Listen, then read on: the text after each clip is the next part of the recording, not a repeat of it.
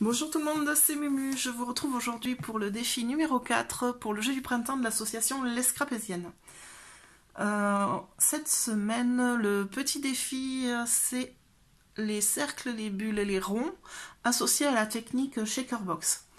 Donc comme d'habitude, je vais vous faire deux petites vidéos de réa, une carte Memory Dex et un fond de carte classique sur un format 10-14. Donc la première partie, la carte Memory Dex. Je vous montre un petit peu le matériel. Donc je vais faire une shaker box. Pour ça, je vais utiliser la fuse. Si vous n'avez pas de fuse, vous pouvez compenser juste avec un rouleau de scotch. Ça se fait très très bien. Ici, j'ai mes dies Memory Dex. Alors, avec mon dies le plus grand, celui où j'ai les encoches pour mettre sur mon support, j'ai découpé juste la partie haute de mon support. Donc j'ai ça. Après, j'ai utilisé les dies Hublot de l'Ophone. Donc j'ai utilisé le cercle le plus grand en 2 exemplaires.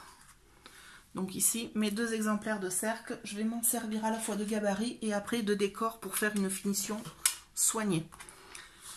Un morceau de carton pour fabriquer un gabarit, pour faire ma shaker box. Et je vais le décorer avec la collection Les Petits Poissons dans l'eau Grimini Création. Alors c'est la collection de l'été dernier. Vous voyez, il m'en reste un petit peu. Il me reste surtout ce gros poisson que je vais utiliser parce que franchement, il m'éclate. Je me suis prévu des séquins, un assortiment de paillettes à côté, une petite étiquette qui me restait des papiers à découper de la collection de papier. Voilà, un petit bout de fil et puis je verrai après sur le moment comment je finirai ma déco. Pour ma shaker box, je vais utiliser du plastique, forcément. Donc ici, c'est une pochette cristal de classeur A4, tout simplement. Voilà, j'enlève la grande bande où il y a les perforations pour les classeurs. Et je réserve le plastique pour faire mes shaker box. Voilà, c'est une solution à moindre coût du papier vendu exprès pour la fuse qui coûte assez cher, je trouve. Et un petit morceau, un gros morceau de carton qui va venir protéger ma glace mat pour pouvoir fuser plus confortablement ma shaker box à la fin. Donc dans un premier temps, je vais m'attaquer au support avec ici mon attache pour aller directement sur mon support Memory Dex. Donc ce support, je vais m'en servir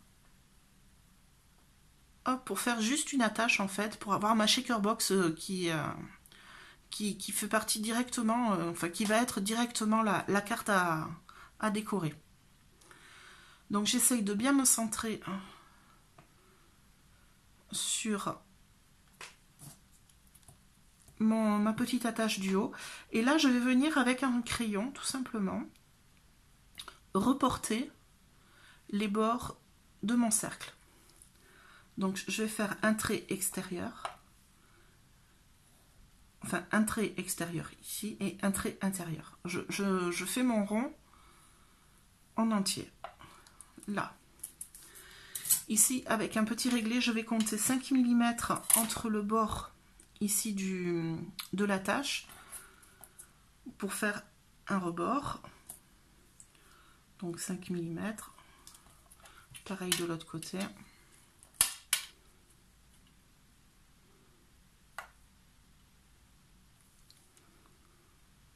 Bon, comme à mon habitude, je fais ça à vue de cacahuète.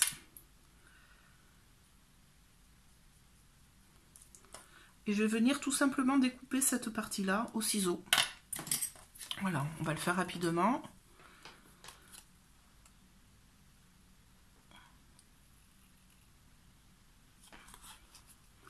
Je viens découper sur le trait à l'intérieur. Donc je ne vais pas venir découper en ayant mon trait ici. Je vais venir vraiment découper, mordre à l'intérieur pour venir découper à l'intérieur de mon trait.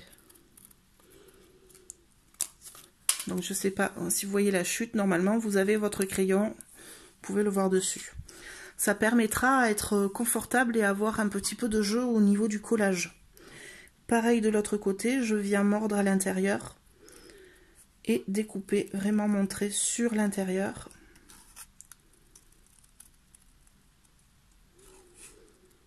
pour avoir un peu de marge au collage.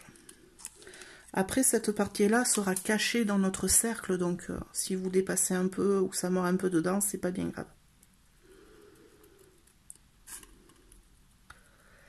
Là, je vais remonter proprement tout le haut. Bon, c'est pas super droit. Dans un souci de déco, je vais arrondir proprement mes bords. Et là, je vais avoir en fait mon attache, mon support pour ma shaker box. Donc ça, je réserve pour le moment. Hop, je vais prendre ma chute de papier. Donc c'est elle qui va me servir de gabarit. Je vais reprendre un cercle que j'ai découpé et je vais venir noter le cercle intérieur cette fois-ci dans son entier. Donc voilà, j'ai mon cercle intérieur qui est dessiné. Je vais approcher un peu la caméra pour que vous voyez un peu mieux et de plus près ce que je vais faire sur ce cercle. Donc là, je vais redessiner autour à main levée. Tranquillement, je vais prendre mon temps. Un deuxième cercle à peu près 2 mm du premier. Donc c'est lui qui va nous faire notre ligne de fuse. Voilà, donc 2-3 mm, grand maximum 3 mm en fait, c'est pour que ce cercle vienne cacher notre soudure. Donc le trait doit passer à peu près, moi ici au niveau des trous où vous, si vous n'avez pas de trous, où vous utilisez des cercles basiques coupés avec des dies simples, faire en sorte que la soudure soit au niveau au milieu de votre rebord. Donc j'y vais tranquillement à main levée. C'est juste cette partie-là qui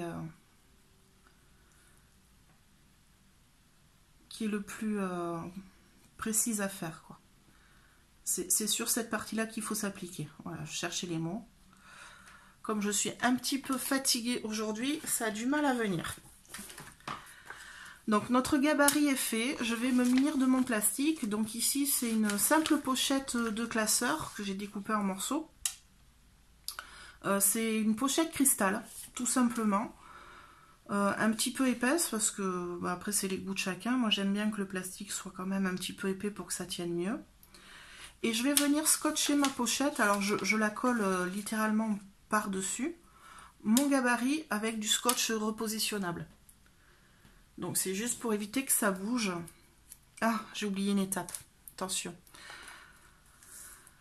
Ne pas oublier de vous ménager une petite ouverture, un petit espace pour pouvoir remplir tranquillement vos paillettes et vos séquins à l'intérieur. Donc moi je compte à peu près 3 cm là à vue de régler. Je me fais 2 petits repères pour que je sache où m'arrêter, pour pouvoir remplir ma shaker box avant de finir de souder celle-ci. Donc mon scotch repositionnable.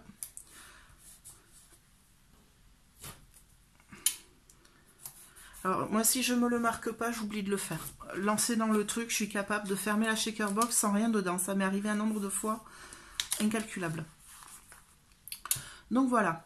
Autre chose aussi, quand on utilise la fuse, le truc c'est de vraiment bien la laisser chauffer. Voilà, il faut qu'elle soit vraiment chaude. Si elle est trop froide, vous allez à peine faire fondre votre plastique et votre soudure sera pas optimale. Voilà, donc moi mon fer est encore un peu trop froid. Je vais le laisser poser un petit peu, je vous retrouve dès qu'il est assez chaud.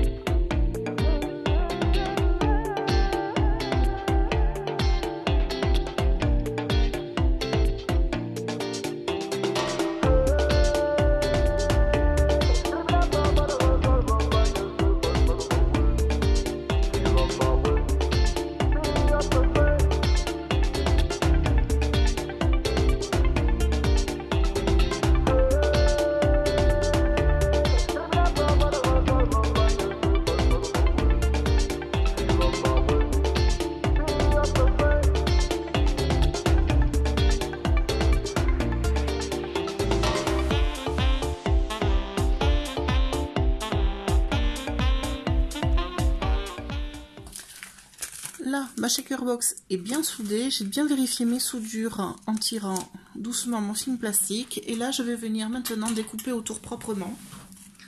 En laissant un petit millimètre, alors pas couper trop près, pas trop couper trop loin non plus.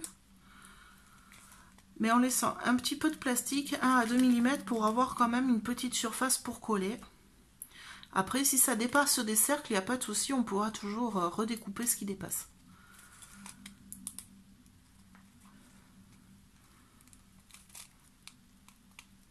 Alors, j'ai pris un petit peu d'avance hors caméra, le temps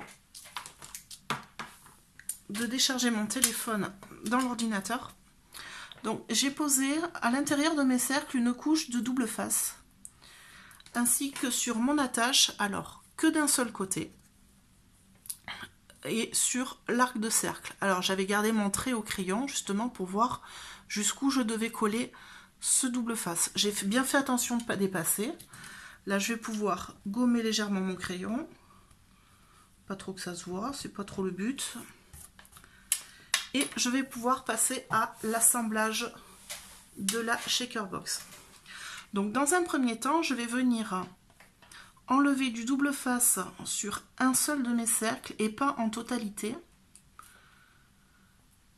Alors, je vais essayer de trouver un endroit comme le double face se superpose, où il est à peu près bien collé,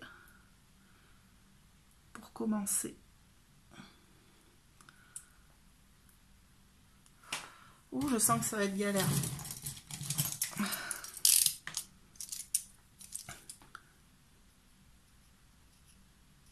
Comme j'ai superposé le double face, forcément pour couvrir un maximum de surface.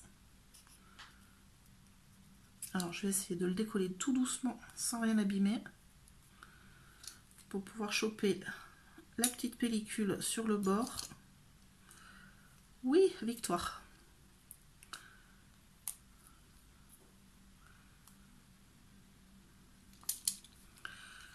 Donc, je viens le décoller en partie pour pouvoir coller mon arc de cercle avec l'attache pour le support Memoridex. Je sens que ça va être un grand moment, ce double face.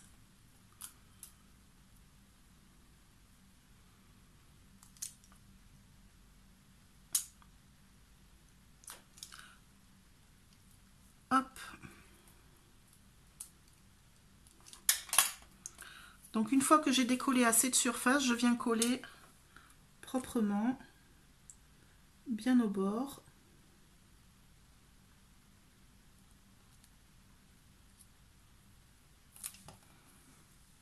Mon attache.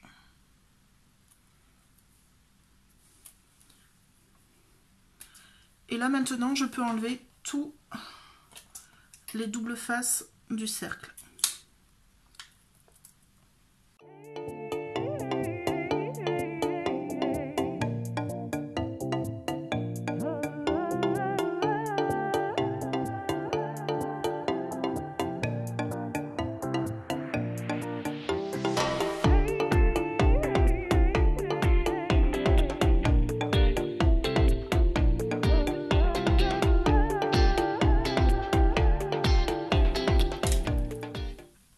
Là, victoire, j'ai tout enlevé. Donc j'aurais pu faire avec de la colle. Le problème qu'il y a, c'est que sur ce genre de plastique, les colles classiques ont un petit peu de mal à tenir. Ou alors, si vous connaissez une colle ou un médium qui puisse coller le plastique durablement dans le temps sans que ça se défasse, mettez-le moi en commentaire parce que je suis vraiment preneuse de l'information. Voilà, donc là j'ai ma petite shaker box, je vais venir la coller à l'intérieur de mon cercle en faisant bien attention que la couture soit cachée par le rebord et je colle bien en appuyant sur les côtés et après je viens cacher avec mon deuxième cercle le rebord. Donc on recommence, on enlève le double face et on colle.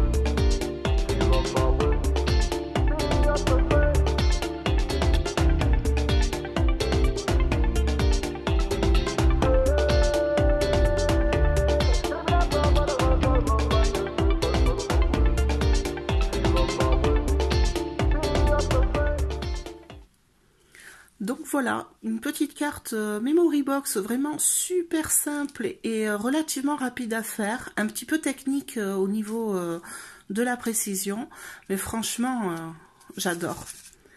J'aime vraiment beaucoup. Voilà, je vais apporter quelques petites finitions en cachant ici les petits trous, en mettant des petits clous, des attaches parisiennes ou peut-être des petits strass, je sais pas.